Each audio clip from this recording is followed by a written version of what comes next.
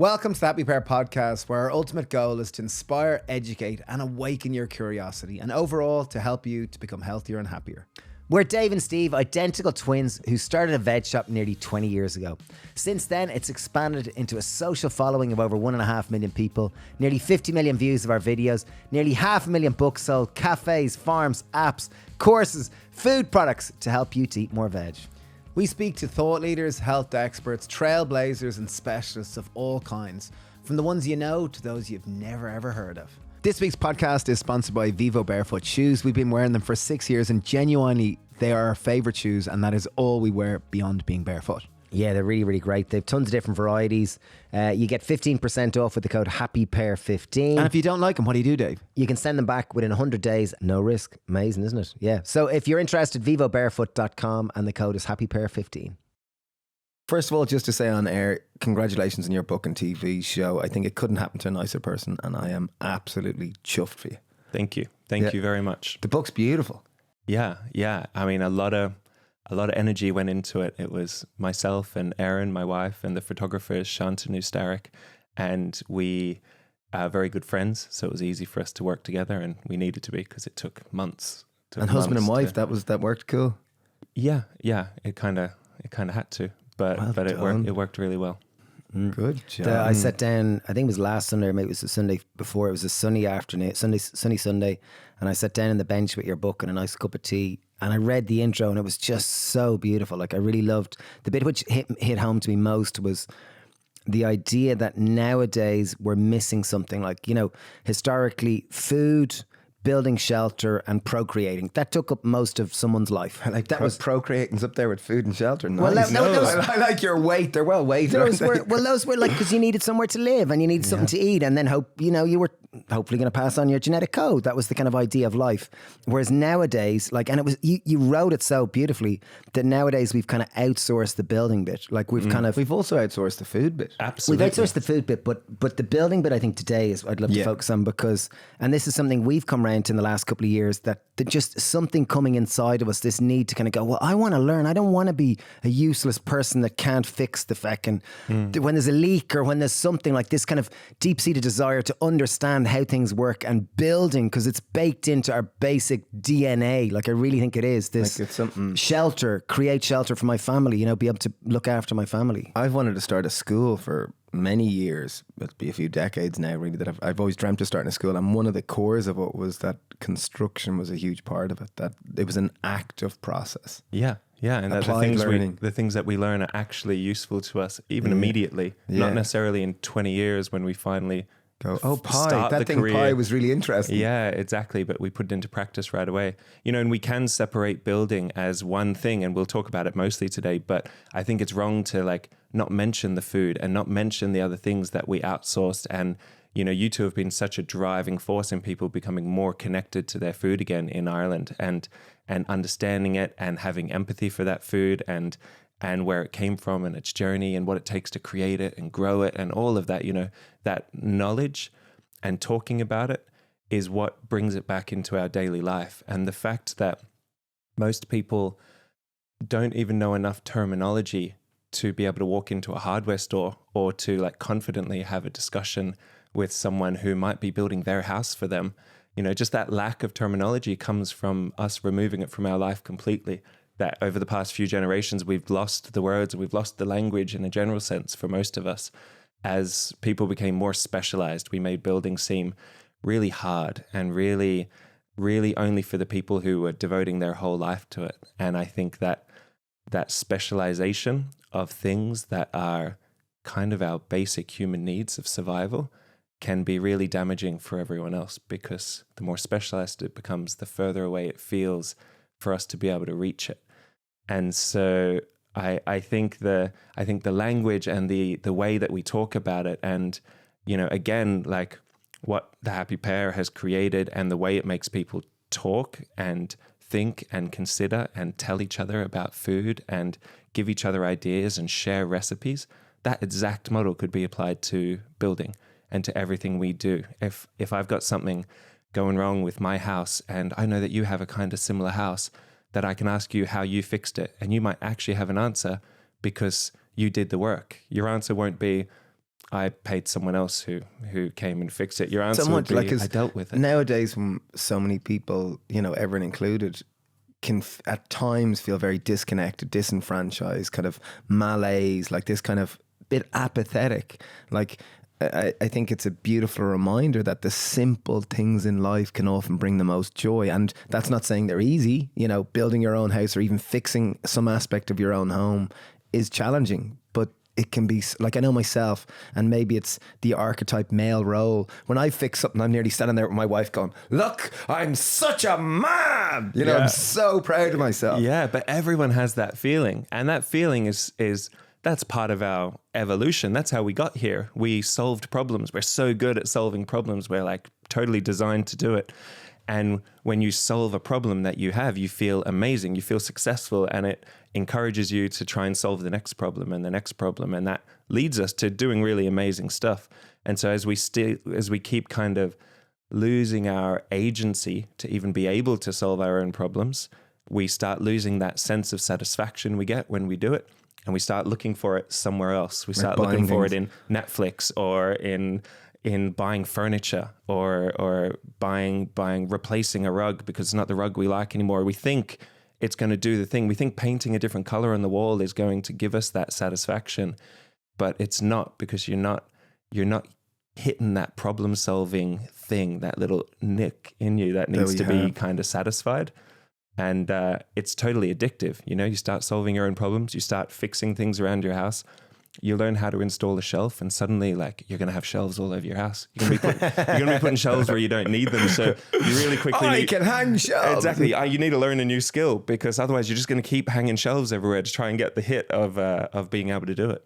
Like, you use the term, I love that term used almost, I think it was learned helplessness. Like the fact that many people, me included, don't think you can fix things, don't even see it at something that you can fix. There's a leak under the sink and you go, who do I call to fix it? Or there's something wrong with the heating, who do I call to fix it? As opposed to, okay, YouTube is the greatest encyclopedia of how to the human society has ever had. Okay, type it in, have a look, get an L plumber, get an L ratchet and have a go with it. And when you fix it again, there's such satisfaction. And I wonder if you could talk about this learned helplessness that you described, that I think is amazing. Yeah, I mean, the learned helplessness idea is really, it's exactly what you're talking about. It's that we've kind of trained ourselves to not believe that something is for us or for us to do. It's not a thing that we're meant to do. So, and again, I think it comes back to this specialization thing where we're kind of trained in from a very young age to choose the thing that we're going to be amazing at, that we're going to focus on and put all our energy and all our studies and all our finances and everything towards this one thing. And we become this perfect cog in the wheel, this perfect part of the system that doesn't know how to do any other parts in the system. And in a really big sense, that kind of makes sense. The big machine is going to keep working if we do that. But in our day-to-day lives, there's a much smaller machine that needs to keep working there. You know, there's your family unit, there's your home, there's the space you live, there's the food you eat every day that has all these moving parts for us. And the idea that you'd be able to outsource all those moving parts of your daily life to someone else, that's a total luxury. For most people, and we're seeing it right now with the housing crisis, most people can't afford to outsource building their house. It's just not possible. So the solution is either rent for the rest of my life, or not buy a house, or move in with my parents, or build my own house. Right? Except to build your own house is certainly in the greater Dublin area, in the Leinster area. Yeah. That means you need to get land, which unless your parents have land or someone gives you a plot of land, it's very difficult to do that. So it's typically going to more rural areas. And yeah, I mean, so many people are leaving the city to go and find houses that they can afford or land that they can afford, you know, and that's going to happen. There's going to be a repercussion of it. I don't know how we can change that. And I also don't know if that's a problem. I don't know if that's a bad thing. Maybe that's a great thing. Maybe getting more people into smaller communities in the countryside is going to have a really positive effect on our community building, on our mental health, on our and when they're more connected to nature. Yeah, I think that's a huge part of it. Yeah, exactly. And yeah, so the learned helplessness thing, it's really about our belief in ourselves to be able to do something. It's not actually about doing it. I guess another way of describing it is self-efficacy, how much we believe we can do. right? And so if you think about someone, to understand self-efficacy, like if you think about someone who's trying to quit smoking, if they don't believe that they're ever going to be able to quit smoking, it's very, very unlikely they're ever going to stop smoking. If they believe it's possible that they could quit smoking because they've had a friend do it, or they've had a family member do it, or they watched on a TV show that someone did it, every one of these influences helps them with their own self-belief that someone else, maybe like me, that they have some empathy with, did this thing as well, and I could do it too. And the more you believe you would be able to do something, obviously, the easier it's going to be for you to do it. That comes with everything that we do, whether it's learning a language, learning how to cook, learning how to build your own home. You see that the minute you know someone who has built their own home, you automatically question, could I do that? Like, if they did it, can I do it? If they found a way to build a house for 80,000 euros instead of 400,000 euros, could I find a way to do that and not get a mortgage for 30 years? And it's just that question that starts this process of like, yeah, I could do it. If they can do it, then it's possible. There's a world that exists that I could do this thing too. And you know, that's the power of just starting that process. And it's really the first step. And I think that's, I don't know, that's almost what we need to focus on, much more than what materials do we build with, or how do you put two bits of wood together. Most people are at this point where they need to believe that it's possible, that they could learn how to build their own house and create their own shelter. And I think you've hit the nail on the head there when you talked about specialization, because it's a bit like at a macro level, we're at the Henry Ford kind of automated kind of, you know, line. Each of us has a, you know, we're good at one thing and we get paid for this, and we outsource, as you said, we outsource a lot of the rest of our life. But when I look at my own life, you know, 43 now, I realize when I learn new skills, I feel really good. Like, I feel good. I feel confident. I feel happy in myself. Yes! Like, I learned to hammer a nail through something, or whatever it might be. Simple. I can fix the boiler. When the boiler breaks, I can fix the boiler. I can't. Like, there's one little trick that I can do. And every time I break, hang on, love, I'll fix the boiler for you. You know, and I go out there and I'm delighted. Like, literally, I just add the pressure to, like, put a bit more water in the system. I know that one too. You know that one too. And, like, I'm delighted with myself. I'm like, yeah, I'm a great lad. Just fixing the boiler, girls. Just fix the boiler. Woo-hoo, what a man. And, like, but it's those, if you can have that at scale, like, as in, like, learning, like, building more than a shelf, building a wall and building a house, because building, essentially, in my experience, is a repetitive skill done lots of times that you like once you learn with a plan behind it. You need someone to go under, but a lot of it is the same thing over and over again. You know, and it's hard work. Like, it's hard work. But that's why it's rewarding. But the technical aspect, if someone can show you, isn't that difficult. Yeah. Or, I mean, the way we learned to do it was by trying to do something and making a mistake and it falling apart, and then trying again and finding a different way to do it. We're made to solve problems. It's like a muscle we have to flex. We have to try and figure out how to do things. And I think it's just part of being human. And the more we do it, the better we get at it. The more we practice thinking and imagining and making a plan before we dive into something. And I think, you know, what you were talking about there was really part of your motivation for fixing the boiler is impressing the people you love. Absolutely. Right? Impressing the people who you want to love you. My wife, my children. Exactly. Just fixing the boiler. Yeah. Exactly. Yeah. And that's a really powerful tool. You know, that makes us do all kinds of crazy things. If we can use that influence and that tool to make us do things that are really good for us, good for the people around us, good for our community. If we can use that motivation to tick those things off, and then if you can learn to do it without there needing to be someone else there, if you can learn to build shelter because you deserve shelter, you deserve to know this thing, and it's absolutely what you were made to do. You know, it's why humans are still here. We eat, we procreate, we build shelter, just like you said. That's in essence, that's the whole existence that keeps us alive. That's like the very base needs. And then the family comes in like a little bit further up. This is in like Maslow's hierarchy of needs, right? The family unit is like next up that list. It's like a sense of belonging, where you're meant to be and how you're meant to be, and where you fit into the whole to the whole system, whether that's your micro family or a greater context. Yeah, but even on the building thing, I was just going to say about, like, it starts off as kids, you know, the way you build a Lego house. Like, I see my kids, they still love playing Lego. I loved, like, we used to build bases. Like, my daughters used to love building bases. We built bases as teenagers. Like, we built bases. We were way cooler than that. Yeah, no, it was young. Maybe we weren't teenagers, but like bases. No, we did. I remember doing it as teenagers. It's so inherent in our nature to build things and play things and create. Yeah, this is so much fun. Yeah. And then suddenly we become grown-ups. Yeah. Or we become responsible, and maybe it's this financial shackles. Like, and the finance definitely does get in the way when I'm thinking of building your own, like, because people kind of go, well, like, how am I going to afford it? And like, to do this house, and if I get it wrong, and I've got to buy all these materials, and I need a van to get them to my house, and I don't even know how to use a screw gun, or I don't have a screwdriver, you know. And there's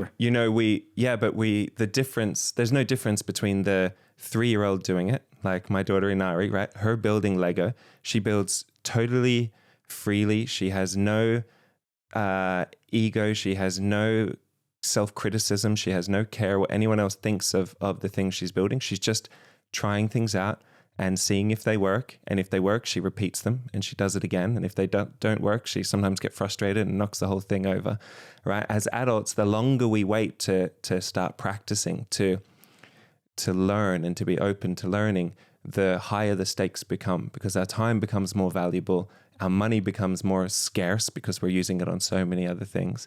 Like, all the resources that we actually need to create our own shelter kind of become more precious the longer we leave it. Whereas Inari right now, the 3-year-old, is totally free to practice building. She takes all my scrap building materials and just builds mini versions of the things that I'm building, much bigger, you know, across the field. And she's learning so much about structure and about balance and about the physics of it, really subliminally. She doesn't need to know the language about it to actually understand how buildings work. Because I remember reading or hearing about how you got into this, was that you essentially were raised in a building site, wasn't it? I wonder if you could talk about that, because it's very inspiring to hear it. Yeah, sure. And it's something, you know, I never really gave my parents credit for until writing that book, you know, where I really had to think about, like, why do I think differently about building than other people here in Ireland? Like, why does my brain work a little differently? And it is because I grew up on a building site. My parents were building the house that we grew up in around us. You know, we moved in the second there were doors and windows installed. Before anything was finished inside, we were in, because they didn't want to be paying rent anymore. And the house never really got finished. Every year, you know, they would do a little bit more as they made money. They'd invest a little bit more and finish another room. But a house that was meant to be a 4-bedroom house with 2 bathrooms was actually just a 2-bedroom house with 1 bathroom for 8 years as we kept going. And it wasn't until I was 18 that I ended up finishing the house, and then we sold it. You know, we never lived in the finished version of that house. And so I don't have any expectation of what a finished house is. There's no such thing as a finished house, in my opinion, you know, because it's going to keep evolving and changing as your needs evolve and change, as your life changes, right? You get a partner, you need a space that you can share that represents you both. You have a kid, you need another space.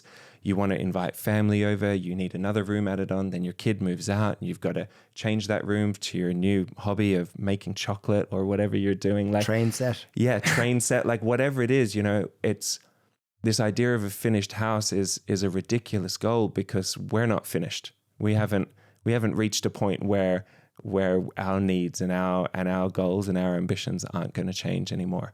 And so the house, it's not separate from us. It's meant to be a reflection of us. It's meant to be a tool for us to facilitate all the things we actually want to do, how we want to raise our families, the hobbies we want to do, the things we want to spend our time doing. And they don't all have to be wholesome and amazing. Like, yeah, put a cinema room in. Like, if that's exactly what you want, if you want a dark room in the middle of your house to watch movies, that's what you want, and your house should have that.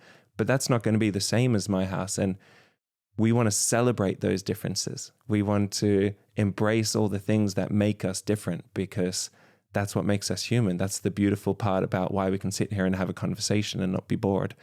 And the same thing goes for all the things that reflect us, the type of food we like, you know, the way we taste food, our kind of homes that we want, and the spaces that we create. They reflect us, and people get to actually come into your home and get a bit of an idea of who you are and how you want to live. And it can be inspiring for people. Yeah, I notice in my house, I love giving tours because I find when I go to people's houses, I love when they show me around their house. It's like, I'd love to see how you live. It'll give me a better understanding of who you are. So when people come to my house, they're like, can I give you a tour? And my wife is sick of me giving tours. Like, there's the $2 tour, whatever. And I've got the same tour and this is blah, blah. And we talk through it and it's the same tour. I do the exact same. And Justina gets fed up of me doing this. But I love it because I think there is a reflection of your home. Like, and I love it. There was on Steve's Road, there was a street. Come here and let me give you a tour of my crazy mind. Yeah, but there was a street feast. That community street feast, wonderful event on in the end of June where communities come together and they celebrate their street feast. And my parents hosted one on their street this year,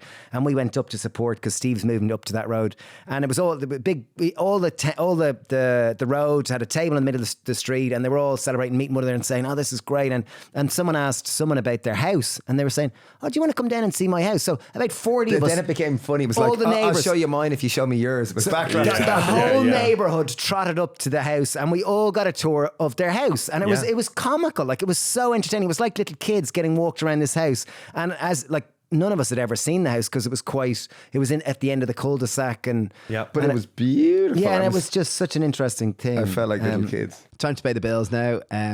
As we said, this podcast is sponsored by Vivo Barefoot Shoes. They're the only shoes we've been wearing for 6 years. And really, we wouldn't take someone as a sponsor unless we really believe in them. And this is a company, and these are shoes that we've seen it in ourselves. Our feet have become more natural. They're stronger. They're wider. I can isolate. There's this kind of movement called toga, which sounds funny and sounds stupid, but it's where you can isolate your toes and move them kind of individually, and through wearing shoes, at least there's even research from Vivo at universities that your feet muscles will typically improve by 60% within a number of weeks of just wearing barefoot within shoes. 100 days. Within 100 days. So, and even think about it logically, that in a house, the foundation or the base of the house is the most important bit which the structure sits on. And the same way we just wear shoes without thinking about it, yet our feet are the foundation. And when you've got them in shoes that actually encourage the natural kind of movements within your feet, it enhances every aspect of your anatomy. Yeah. So if anyone does want to try them out, Vivo Barefoot are offering a 15% off with the code HappyPear15, and you have nothing to worry about. They're offering a 100-day return policy. So check them out, vivobarefoot.com, full range of shoes for all the family, from formal to casual to kids, and everything in between. So 15% off, HappyPear15. I liked that story. Can I ask a question about your parents? How did your parents come to decide to start building their own home? Was this like, were they brought up in that environment, or what brought them to this? Was it the finances? They thought, feck this system. They had the bravery to do something different. Like, where did that, because for anyone listening, they can relate to, like, how do you step out of the system of like specialization to suddenly go, I'm going to break free. I'd love to riff off that, because the current system now in Ireland is mortgage. You get a mortgage.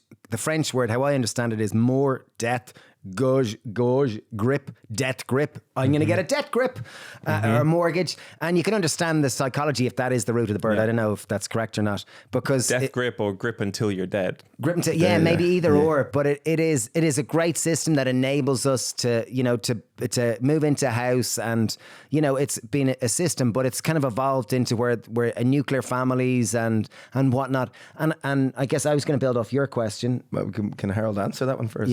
Sorry. I don't think it was a question, it was just a ramble. Sorry, Harrison. No, not at all. My mum was a bookkeeper. My dad worked in IT.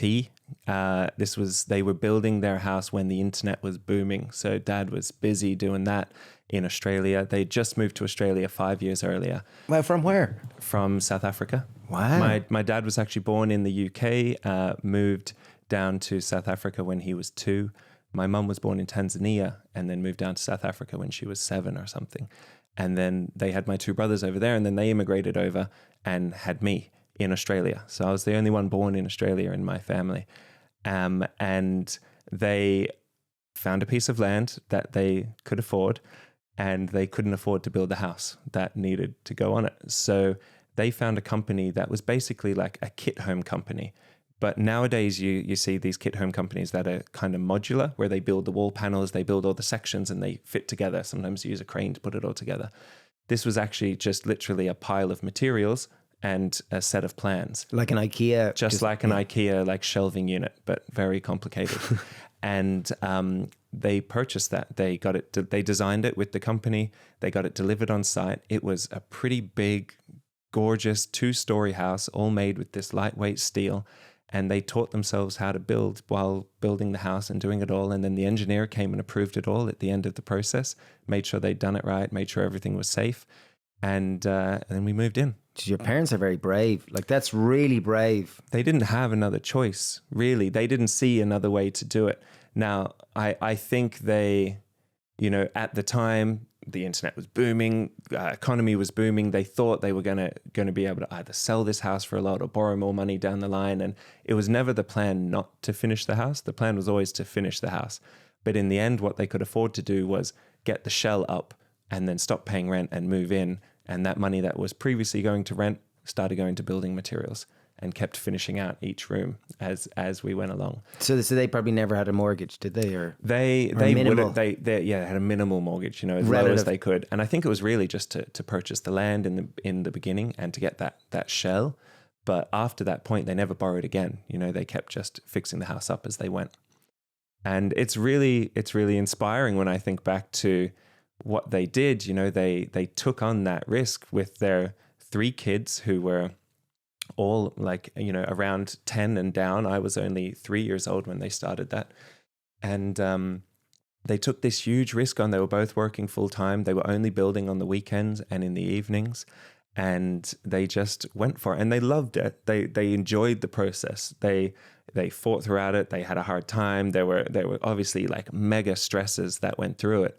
But imagine the satisfaction at the end of that compared to putting up a shelf, or the satisfaction of fixing your boiler. Imagine the satisfaction after like 3 years of finishing your house and getting the engineers signing off, being like, yeah, you've done it. You can live in it now. Well done. Yeah. Jeez. So when I hear that story, it's not surprising at all to your journey, like that, because you are you are the fruit. You are obviously, you're their son, and they must be so proud when they see, you've created, it's just unfolded, like whether it was destiny or what, or you've come to the other side of the world and you're an accomplished builder that never trained as a builder, has just, never got qualified. You've obviously spent your life training to be a builder, and you've written a book on it. You got a TV show on it, and you've got it's not a not-for-profit, it's a social enterprise, training also people how to build. It is amazing. And in so many ways, my parents are the relatable success story much more than I am. I grew up in a building site. I grew up using building materials as toys. So it's no surprise that I know how to build and that I can build houses for myself and other people. But my parents had no idea how to build, and they did it. And they're the ones who inspired me to be able to do it and created an environment. They broke that cycle of kind of learned helplessness by being brave and pushing through when they did they must have been late 30s, 40s when they started that project. They broke that cycle of their family and the people in their family not knowing how to build houses because they hadn't learned it from their parents. And now it's started again. Now my daughter's growing up in a building site naturally. And they're going to be subliminally absorbing all of this stuff, whether they're aware of it or not. They're naturally going to know how far apart studs go in a timber wall and how you install a window because they've watched me and helped me do it so many times. Well, it's as much they learn from what you do, not what you tell them. So subconsciously they're learning that, well, it's normal to build. Like it's not something you need to train at. It's in our DNA. Like, I grew up with it the same way our kids, baking, cooking, like that's really just normal food, like all the aspects of food. And you're so right. It's the normalisation of it. Like that's the work. That's the work that needs to happen. That's what needs to happen on a countrywide level, on a culture level, as the way we communicate with each other. When someone tells you that they're going to build their own house, we shouldn't laugh at them. We shouldn't tell them they're crazy. We shouldn't tell them it's not going to work. That's shutting down this hope and this belief and this tiny bit of self-belief that they had that they could do it. Just gets like chipped away every time someone tells them that it's not going to be possible or it's not going to work. And the more stories we have, and in the end, that's why I did the TV show. It's so empowering. It really is. I had no interest in being a TV presenter. That wasn't the goal. I have a huge interest in everybody understanding that it's possible to build your own home.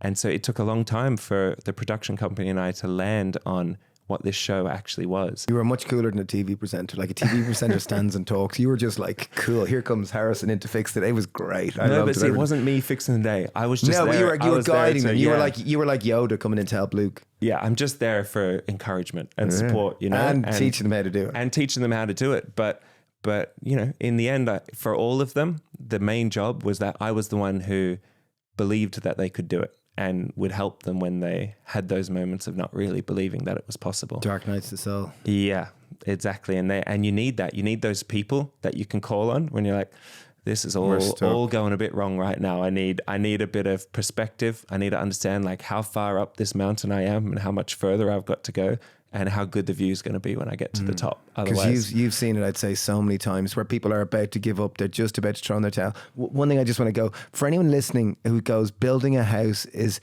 typically for males or those that identify as males. You were saying that in Europe, approximately 97%, I think you said, of people in the construction trade are men. But at your non-for-profit, you were saying 50% are women. yeah, at Common Knowledge, 55% That's of the people your who come non-for-profit is through- Common Knowledge. Yeah, exactly. Social enterprise teaching people how to build with Exactly. natural materials, with what they have. Yeah, building what they need with whatever they've got. And whatever they got access doesn't to. refer to like money. It refers to like, you know, you might live with loads of trees around you that you could get wood, or you might be able to build with mud, which a lot of houses in the world are built out of adobe. And Yeah, et cetera. I think initially I did mean it really literally like that, and now the way I understand it is that they're all resources. Whether it's the building materials you're going to build with, whether it's the time you have, whether it's the money you have, like these are all the resources that you have to try and create some shelter, and we've all got access to different resources. So some people are going to be able to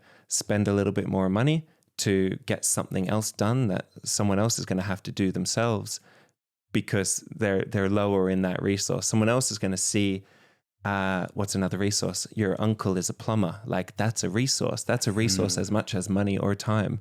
You know, that your community, the knowledge that you have access to. If you have a friend who's built their house, that's a resource. That's someone you can ask advice from, hear about their experiences, hear the people that they were connected with. You know, I think when we think about how am I going to get a house, all we think about is money. It's the only thing we think counts in how to achieve shelter for ourselves these days. And once you get a little more in depth with that process, you realize that every conversation you've ever had, every person you've ever met, every bit of knowledge or every conversation you've heard in the pub about what materials people have used, the ones people have tried that failed and the ones that worked really well, the ones that cost a lot, all this stuff becomes your potential resources that you've got to tap back into and ask more questions. And as soon as you start considering, I might build my house one day, you start listening a lot closer to those conversations and you start asking a lot more questions. I love Hey, that can I ask, because your own experience is so relevant, because it's not like you grew up in Ireland and your parents gave you a chunk of money or gave you a plot of land. Like you arrived here as someone from Australia, you probably never really intended to live here, but lo and behold, here you are living in West Clare. Can you tell your story of how you managed to afford to build shelter or find shelter or create shelter? Yeah, absolutely. So I left Australia when I was 18 and I traveled the world building. I was doing it very, very much on my own at the beginning, going to different organizations, learning skills. You know, I went to Africa and India, and I really thought that I was going there to show them our like efficient, fast building techniques. I was going to build lots of buildings for people in the slums in India and in the villages in Kenya where I was working. And I was just so humbled by how much I learned from them. Like these were people who really understood building what you need with whatever you've got, whether that was garbage or sticks or earth or car Sticks tires. is a gas one. It doesn't matter. Like whatever you've got, like there's a way to create shelter out of it. And I learned so much about the actual physics of how buildings work, how structures actually come together, and that all you need to do is kind of start understanding the materials and understanding their properties to be able to build out of absolutely anything. So I got really excited by the diversity that was possible in building. It didn't all have to be the same way. It didn't have to be the same materials. And we could really challenge that. And so I went on a 10-year kind of pilgrimage, or it's like self-made apprenticeship, learning every building technique I could anywhere in the world, to anyone who was teaching anyone how to build out of a certain technique, whether it was timber joinery, timber frame houses, or building out of mud, or building out of straw bales, or whatever it was, building out of car tires and glass bottles. I was just going and learning as much as I could. And I passed through Ireland, 8 years ago, with no intention to stay here at all. But I had been building other people's houses now for 7 years. And I really just wanted to have somewhere where I could experiment on my own. And you and Luca, it was you and Luca D'Alfonso Exactly. a really shared dear friend of all of ours, decided to buy some old cottage in West Clare, like Exactly, yes. out of nowhere. And the idea kind of came out of nowhere, because I remember all of a sudden Luca was saying, "Me and Harry are buying a house." Like, it was like, what do you mean? Who's like, Harry? No, we knew you. We Yeah. knew handsome Harry, the Walt Disney Prince. Like, Yeah. So we bought a old ruin out in West Clare. And for me, it was another step in getting to use a new building material. These stone ruins, like, for me, they may as well be castles. They've been there for 100 years, 200 years. They're still standing. Like, there's very few buildings in the world that can say that with no human intervention. And this was a damp old kind of, like, when you say stone old thing, I feel damp, like, even thinking of it. Exactly. And I feel moist. Yeah, we're talking like an inch of mold across the floor in the whole space, like wet Cozy. walls, and very cozy, carpety. Great family home. Perfect. Great pneumonia. Huge potential, is how it was listed. So Luca and I bought this place.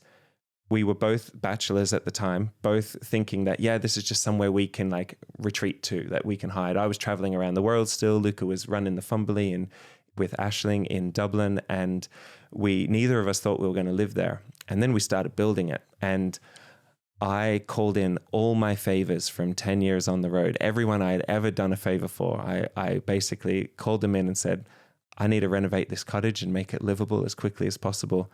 Are you around to come and help? I'll teach you how to build. I'll feed you. I'll buy you beer, and in exchange, we'll build this house together. And so we renovated the whole house and added an extension to it, the 40 square meter extension to it, in 7 weeks. And out of stones, or out of wood, or out of we kept the entire original cottage. We knocked down a bit of a wall. We added a timber frame extension to it.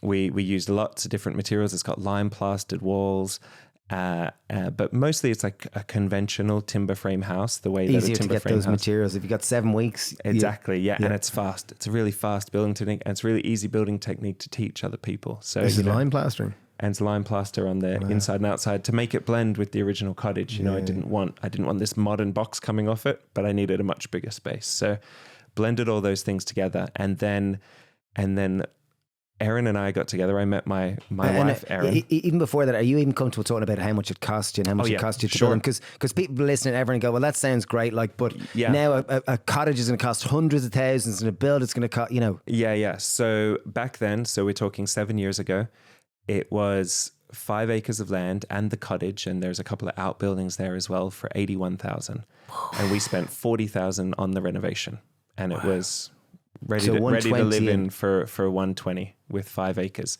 5 acres is a fair whack of land. Like. Yeah, and it was all forestry. Yeah, at the time it was all Sitka spruce, and it all fell down, and it's been cleared now, and now we've just got fields. It's all. Wow. But that's what it cost us at the time. We've now, since having kids. So I met Erin. Erin and I got together. Luca decided he didn't want to be a part of the project anymore, so we had to get a mortgage to buy Luca's half of the project out. So that's where our debt came in. We had no debt up to that point because we'd split everything going into the project. But to buy Luca out, we needed to get a mortgage. So now we were kind of invested in the house and part of the game, along with everyone else. And then we got pregnant, and with Inari coming, we suddenly had to make the house warm. While it was totally livable, it was still very much cottage in the countryside, and with 2 bachelors living in it whose priorities were like, where are we going to keep the wine bottles?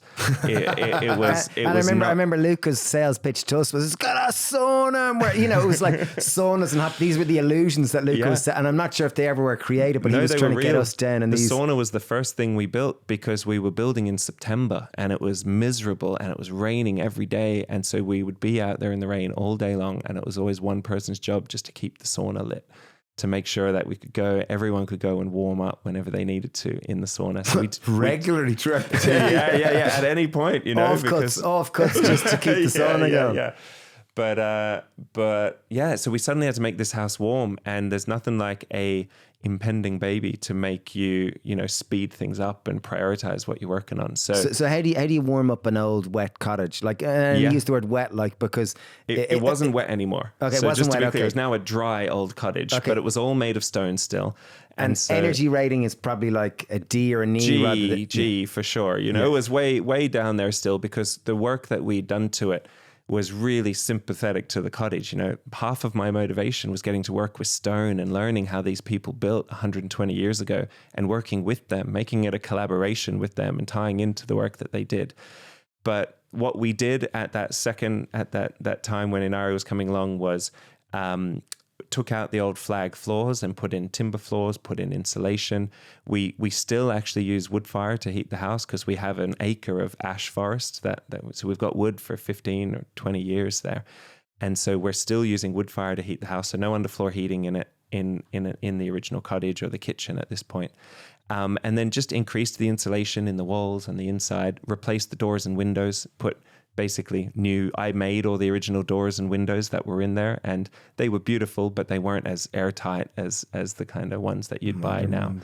And so they were the things we did before Inari came along. And then fast forward a few years, Isla, who's 6 months now, was coming. And so last year we suddenly had to add on another bedroom, because all 3 of us had been living in one bedroom up to that point. And so we very quickly had to build an extension and a hallway connecting to it. And we're now getting closer to the old animal sheds that were there as well.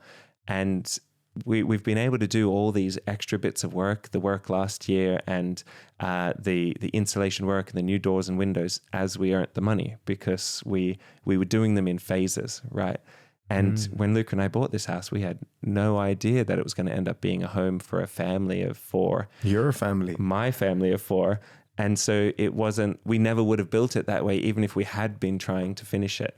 And so as our lives change, as the things change, we keep adapting the rooms. And so we got the new room finished, and Isla and Erin have a very cozy, quiet space. And me and Inari get to run around and make noise at 6 a.m. when she wakes up without disturbing them. And now I think we've got about 3 years until they're going to need their own room, that we're not going to be able to be sharing rooms with them so much anymore. And so we're getting ready to turn one of the other animal sheds, connect it to the main house, and have another bedroom.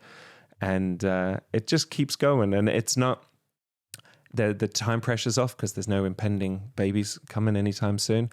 But the joy of like growing the house and doing it as the family needs it, and really suited to like the way we want to live, which right now the way we want to live is we want our family space and we want our social space. We love having parties. We love being able to bring loads of people into the house, but we struggle when it affects the family too much or messes with the kids' sleeping patterns or whatever. So we've created this kind of long single story house that's spread out across these 3 old animal ruins and the original cottage, connected by a timber frame extension, which means we've got a really quiet bedroom zone up one end now, and then the fun open living space with the outside area and everything there. And that suits our life and who we are. And I'd have no idea if we tried to sell it, who would buy it or who it would suit exactly.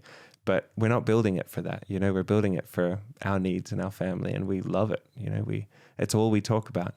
When we're sitting there at the dinner table, we're just talking about the next thing we're going to change and the next thing we're going to adapt in. And that's the key to build a good relationship, is to have shared projects, your shared interest. And ultimately, if you're discussing or building your own home together and actively involved in it, you immediately have a shared activity continuously. Yeah, and we get the shared satisfaction at the other side of it. It's not my project. I don't do all the building and I get to feel the satisfaction. We do it all together. And we bring the kids along on that journey too. You know, we all get to feel that sense that we've created that home together, that it represents all of us and that it has things that are there for all of us. And I think that's something that you talk about that's amazing is, you know, and even to speak personally, like we have outsourced the building of our home. I know I spoke to you about it before, but, you know, we've been, myself and my wife and our 3 kids, we've been renting a home for 15 years. And I always assumed we'd buy the home. But unfortunately, the owner didn't want to sell it. It's been in their family for 160 years. So it was like, okay, I totally get you. You know, fair play to you, amazing home. So then we were kind of, what are we going to do? Are we going to buy one? What do we do? And I've always had the dream of building my own home. Unfortunately, one of the resources, I'm very rich in the resource of responsibility. I've got lots of responsibility and as a result, less time. So my parents said we could build in their garden. So I've outsourced the building of our home. And I'm fascinated with this idea that we'd walk into a finished home, because I'm like, oh, what do I do then? Like, there's the excitement of like building it, creative, being involved in it. Whereas like, we're being sold the idea of a turnkey solution. You walk in and suddenly, here's your home. Like, just have fun in it. Yeah. Whereas I think one thing that I really love is that you talk about, you call a home shelter, and that you can adapt it and change it as your needs change. Yeah, if you learn the skills that you need to be able to adapt it and change it as your needs change, you know? And that's the other side of it. It's like, that's the thing about knowledge, right? It never stops giving. It never stops helping you and changing the way that you look at the world and the possibilities that you see in front of you. As much as like learning to hang a shelf enables you to be able to hang as many shelves as you want. Like every time you learn a new tool or you learn how to work with a new material, it opens up the world of possibilities of how to solve problems. You know, you learn how to use drills or learn how to weld. You know, we teach people at Common Knowledge how to weld in 2 days. And people leave, buy a welder and a welding furniture and making things for their home and solving things. I'd love to be a welder. Yeah. Come and learn to weld. It takes 2 days. Can you shirk your responsibilities is for 2 days? Is that more for welding steel for foundations, like that kind of stuff? Or is it more for just plain melding? It could be welding art pieces. It could be welding just welding the chair to the roof. Like, if you want to. Oh, cool. Yeah, it's welding steel. You know, it's just learning how to work with the new material. Melt them. And they're all, you know, all these things are really accessible. I think another reason that we shy away from learning new skills is we're surrounded with the idea of perfection, that we shouldn't try something unless we are going to be the best at it. And that can, again, be really debilitating for people, because so true. In what world are you ever good at something when you first try to do it, you know? And why is that even the goal? But isn't that part of being a grown-up? Because, you know, when you're little, you do the sprinting race, you do the 3-legged rag race, and you learn, and you're crap at loads of things. You were crap at loads of things, but you tried them all, and you played tennis, and you played all these kind of things. Whereas as a grown-up, I see it myself, that's like, I don't want to start learning something. I don't want to start learning dancing. I'd be crap at it. Like, and then I've got to start at the bottom, and it's so challenging. Whereas I'm good at this, I'm going to keep doing that. You know. So yeah, and I mean, you know, you say challenging being the main one there. I think it's embarrassment for a lot of people. Is that we don't have a culture where it's okay to be learning something, or where it's okay to do something not perfectly or not very well. We really feel this need to, like, if we're going to do something, and if anyone's going to see it, we want it to be good. We want it to look good. And we need to, again, it goes both ways. It needs to come from us. We need to feel good in ourselves that we're going to go through a learning process. It's like learning a language. There is no way to learn a language and then suddenly just arrive and be speaking it fluently, right? You have to stumble and trip and embarrass yourself through all these words and all these misunderstandings before you get to a point where you start to be understood and communicate with people. And it goes for anything. It goes for welding, you know. It takes 2 days of making mistakes for people to be able to leave with a stool that they've made themselves.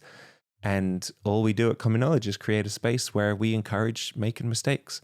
It's So part of the cool. process. Like Brilliant. even Hey, can I? no.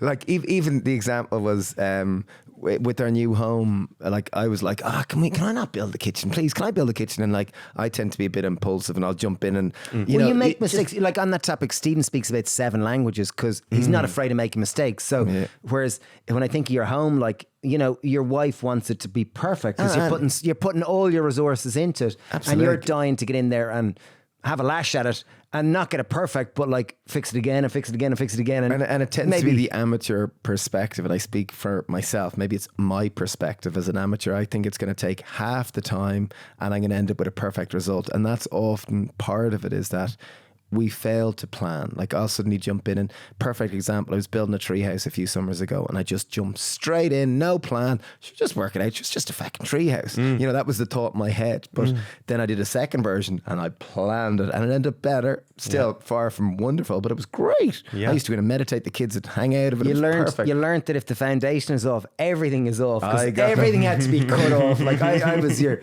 That was my carpentry level 1 training. But then with the and I had to have a great discussion with my wife about this, because she didn't want me to build any bits of the house, and I was like, you gotta allow me to make mistakes, otherwise I'm never going to be a carpenter, and I want to be a carpenter one day.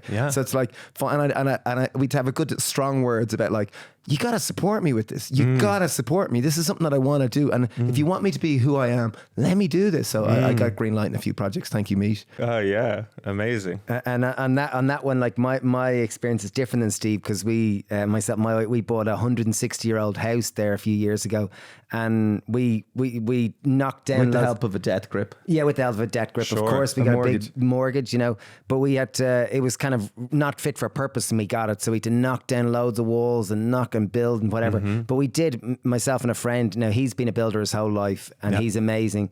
So he really, Dennis is amazing. He really is a dear friend. We built a bathroom, which was a timber frame. We did the foundations. We did all the plumbing. We did, you know, we built the full structure, and that was an amazing, you know, like I sit in that bathroom. That's my sanctuary. I have a bath in it, and I sit there and I go, I built this. And on my tour, of course, me and a friend, Dennis, we built this. You know, and I'm just delighted with it. But even more, right, you know how it was built. When something goes wrong in that bathroom, you can probably imagine much better than a highly experienced builder, because you know how the thing was put together. You can find that problem. You remember where the pipes my wife were. You reminds remember me of what the it's problems every week. I'm sure. But you know, it's part of that thing, is that when you're involved in the process coming together in the first place, nothing lasts forever. Everything's going to break in some way or another, and you're going to need to learn to fix things as well as build things in the first place. And if you put it together in the first place, you've already almost got the skills that you need to be able to start repairing it and finding it and solving those problems again. And, you know, it's that the reason you thought you could build a treehouse without any you know, training or planning or anything is like partly due to the way we consume like Instagram and those kinds of things, where you watch a 30-second reel and someone puts up a treehouse and you're like, amazing, it's so easy. You know, it takes one day and you can put all these things together, and it's kind of in one way that culture of seeing all these things perfect or done very quickly or done very easily can encourage us. But then when you try it and it doesn't work out, if you're not surrounded by a supportive culture to help you through those times when it doesn't work out, if you don't have a twin brother there to like laugh with you and help you cut down your posts to make it all even in the end, and like he might be laughing at you while you do it, but he's helping you fix it. Of course, you know, that's as important as being willing to try it in the first place. Yeah. And right now, there was a sunroom at the end of the garden, and we had a project. My wife's pregnant, so we're having another child, and so we've ran out of spare rooms. Thank you very much. We've ran out of spare rooms, and I love having people visit. I just adore it. I love it. I love sharing. I just adore it. So where I'm knocked down the sunroom, we got planning permission, and I'm building a structure down the end of the garden, and the garden's small, so it sounds like a big garden, but it's not. I got a friend, Jamie, who's building Steve's house. He's done the foundation, because I wanted to make sure. I'd seen Stephen with the tree house. If the foundation isn't right, everything's off. And my wife's experience with the bathroom with me and Dennis building is like, it's not warm enough. This time it has to be warm. Yeah. So, you know, it's reasonably warm, but it's not that warm. So we've gone with the kind of standard building method of bricks and, you know, bricks and insulation and lots of insulation. And yeah, it's really, really fun. So tonight... and is he doing the whole process, or is he leaving some for you? He just literally poured the concrete for the foundations. Yeah. He put in the base walls, and now this evening, me and you, I could feel my phone ringing there, which was the gravel man dropping 6 tons of gravel. So this evening, Stephen doesn't know yet, but we're going to be wheelbarrowing 6 tons of gravel down to fill in to build a base layer before the radon barrier, before the insulation in the floor. So, Yeah, unreal. Yeah. Great. And how much of the build are you going to do yourself, do you think? Quite a lot of it. Yeah. Yeah, quite a lot of it. Well, the cost, like we reckon we'd be able to do it for 25, 30 grand, something like that. It'll be about a 30 square meter, you know, building. So Perfect. something like that. But that's only with us doing most of it, like me, Stephen and Colin having a few And males. your father-in-law, George. Yeah, father-in-law George he's going to help George. loads. He's retired. He's 68 and he's a but builder. that's it. Like you're finding the point where you're comfortable to start taking responsibility. You know, you got someone to help with the foundations because it was just a little out of your comfort zone to be taking responsibility from that level. But you're taking over from that point. Someone else, you know, at whatever stage they're at, they might be comfortable if like someone was to put the whole shell together, that it was enclosed, not going to get damaged by the weather, but that they could try and do the finishes. They could be insulating and putting the plasterboard up and doing those kinds of things. And it's a scale. It's not you either build your own house or you buy a house. It's just a huge sliding scale of like where you want to be involved in that process. And every time you put yourself into that process, you're saving money or you're saving years of your life on a mortgage, right? Because that's the difference. If you can knock 50 grand off your mortgage by taking on a bit of stress and a bit of involvement in that build, that's whatever. That's 2 years, 3 years of a mortgage. Yeah, it really is. And I would also say that like most of us are sold the dream that, you know, we become financially free. We don't have a mortgage. We live in a finished home. But like the reality is that like through the process of learning these things that is the wealth of life. Like I think that is the wealth of life because the only destination we're going to get to is being compost. Like, you know, death is the only destination we're all going to. And we are all unfinished on this journey of life. And learning, that constant, you know, it's such a simple thing that people say, oh, you have to keep learning. But as an adult, as you said, back to specialization, we're so specialized. But when I look at myself, it's like, you know, when I was 20, I wasn't that interested in building. Whereas now I'm like, when people ask me, it's like, yeah, I want to be a builder when I grow up. Like, I absolutely do. I love it. Like, You're 43. When are you going to be grown up? I don't know. I'm never going to be grown up, I hope. But I got given, my mom gave me a present of a builder's belt for Christmas, like a builder's belt. And I feel so sexy when I put it on. And I remember like asking Sab, can I get married in my builder's belt? Like, I just feel so sexy. I feel like such a man. Like I got my hammer here and I got my drill over here and loads of nails and I'm such a man. And I you know. She wouldn't let him. No, not of course. I was kind of joking, but kind of serious as well. Yeah. Yeah, I mean, I'm down. I'm like, I agree so much, you know, that's what it's all about. That's the experience. Like life is about having experiences. It's not about the rest and the relaxation. You've got to do something to earn that comfort. And you won't ever really value the rest and recuperation and recovery if you haven't put the work in to get to that point. And there's different versions of that for everyone. And you know, I think it's really good to just lay it out there that building your own house is not for everyone.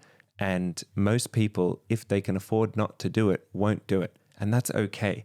And if they're happy and if they are enjoying their life and if they're having a great time, then cool, don't worry about it. Like, don't fix it if it's not broken. But there's a lot of people out there who feel really scared about where they're going to live next year, really unsure about if they're ever going to own a house, if Ireland is a place where they can actually live and actually start a family or start a life or start a business, because they can't meet this very first basic need of housing. And that's such a scary place to be. And that's really who this conversation is for. It's the people who are in this and thinking about this and questioning, how do I do it? How do I get my shelter? How do I create my shelter? And the byproduct of that is this stuff we're talking about with the like immense satisfaction and feeling good and feeling proud and supporting your loved ones. And all this are like the byproducts of meeting this need that you really that I you think really this have. conversation is much more than just people who want I to buy a think so house. I think too. it's for everyone, because ultimately the conversation is about continuing to learn and self-empowerment. And Because ultimately it's about anyone listening to this lives in a house, whether rented or purchased, or their families, and things break. And it's the idea that they can repair it, they can fix it, they can work it out. So ultimately it's about, this conversation is about self-actualization. And I would say, I I would believe, say, if we're I would looking at say even Maslow's more hierarchy. when you bring it back to shelter. When you say the word shelter, I think of tent. Well, tent is shelter. You know, it's only a temporary thing. And then I think of, like, I look at Alessi, and Alessi was talking about buying Alessi works with us. She's amazing. She works in the farm, and she was talking about buying a camper and like living in a camper van. It was like, there's so many different ways of doing it. And you hear so many people with tiny homes and looking at ways within this experience called life that we can have. What is the payoff between debt and financial resources and shelter? And where do we get on that spectrum? You know, where is it on that, you know, weighing scales, really? Yeah, absolutely. And I think you're totally right. You know, there's no one size fits all house. There's no, you know, it's funny, like when you think of clothing, you know, we've gotten so used to like clothing being small, medium, or large. That's a really new idea, right? Like clothing used to be tailor-made. You used to get all your clothing made to suit you, to suit your body, to suit your lifestyle. Everyone who built had a tool belt because that's what they needed. They needed the pockets. They needed all the pieces. Anyone who did any skill or anything that they spent their time doing would have a custom-made piece of clothing to suit that. And we've kind of simplified and worked with the law of averages to create clothing now that's just small, medium, or large, and that's how we size our shirts, and we have different sizes waists, and it kind of works for everyone, but the people who can make their own clothing get to make clothing that actually suits their body and fits their lifestyle. And I guess what I'm talking about is kind of this idea that there is a average person or an average family, or if there is a real nuclear family, whatever that is, that we could design a house that just works for everybody. And I don't think it's possible. I don't think that's something we should be striving for. I think that is the game of efficiency, and that's the game of capitalism, and that's the game of trying to make something as quickly and profitable as possible. And that's not what we're talking about. We're talking about celebrating people's individual traits and individual eccentricities, and like the stuff that's weird about us is what makes us beautiful. And we want to be able to show that off in any way that we can and celebrate that and create spaces that reflect that, so that when we give a house tour, someone actually gets to learn something about us. You know, how are you going to give a house tour in the turnkey house that you move into on the first day? Because it doesn't actually, you're not in it yet. It has no reflection of you. But someone who's building their own house can give you a house tour of it, like when it's only 20% done, because it's their dreams, it's their imaginations, it's what they drove me mental on that bit. But it's the same way when I give tours of our house, because we did a lot of it. Well, I did a lot of it and my wife is so wonderful that she doesn't really do it. She does a bit of the painting, but she allows me to make lots of mistakes. Like she really does, which is, I feel so grateful, because I didn't train to be a builder, but I'm so curious that she can accept like pretty good, like, you know, and she's a really detailed person, and I'm so grateful that she lets me fumble along until I get things better. And I'm exactly the same, you know, but my, like, poor Erin, like I'm just a lot further on that journey where I try much bigger experiments that have much bigger failures when they go wrong. But I'm experimenting just as much. I'm trying things out just as much, because that's why I still enjoy building. It's the only reason I'm doing it, because there's an infinite room to explore and learn and make it better and find new ways to do it. And you know, these days when I'm looking at buildings, and I don't build for private clients at all anymore, but when we're working on projects with common knowledge or community buildings or whatever it is, I would much rather work with an old building than build a brand new building, because finding a way to fix problems and solve the things that are going wrong and celebrate the things that worked really well and understand the journey that this building's been on, like that's where all the fun and exploration is after doing this for 15, 16 years now. That building a brand new building from scratch on a greenfield site, there's almost no surprises to come with that. And that's a little boring at this stage for me. Yeah, I get you. For anyone listening who's kind of going, Harrison, I'm into it. I'm I'm curious. I'm at step one. You've not even that. You've evoked something that was asleep in me. I never even considered the idea that I could possibly do some small little part of this journey of shelter. I wonder, can you sell the dream a little bit? Just, and I know we've been doing that for the last hour, but I just wonder, because this is something that's more than just a place to live or a place that one calls home. Yeah, of course.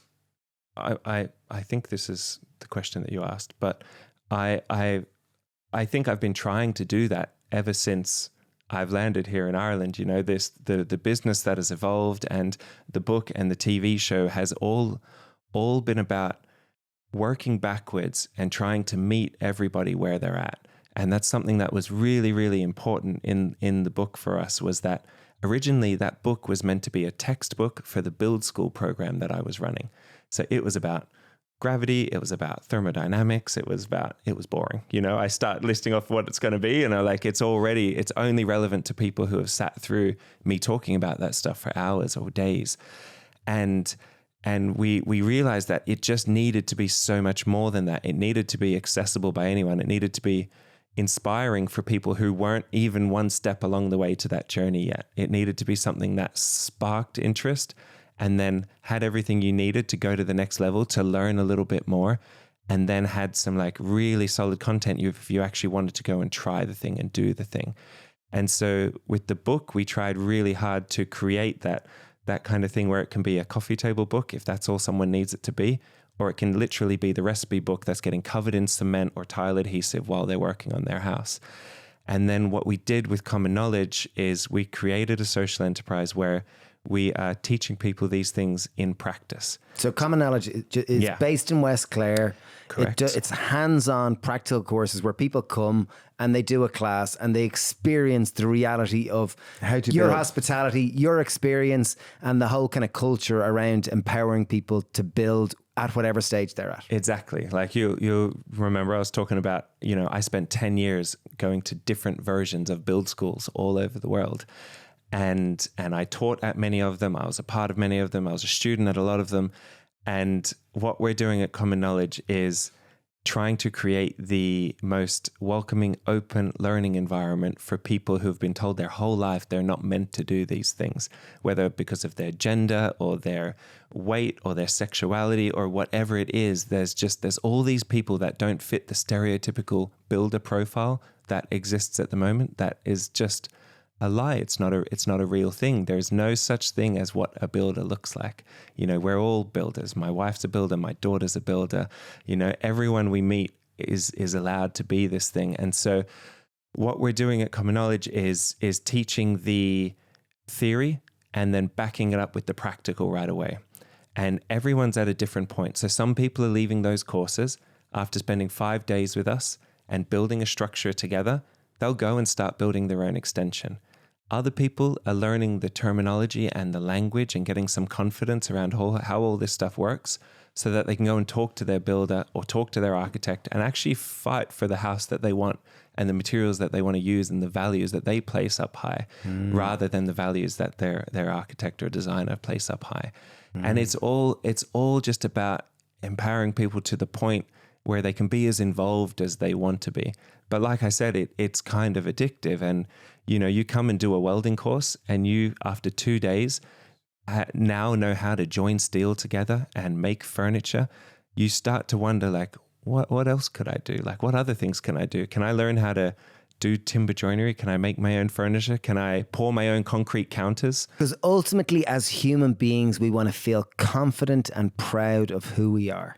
I really do. I think that's so intrinsic. And this journey of the more learning, useful we can be. The more we feel confident and comfortable in our own skin, the more content we're likely to be. And I think this journey of, as you said, at the very start, you talked about specialization, and that is the common theme within our culture. But the more we can keep that childhood, the childlike curiosity, and continue on this journey of perpetual learning and dropping that idea of perfection, the more proud and comfortable we are likely to be in ourselves. 100%. Here. Yeah.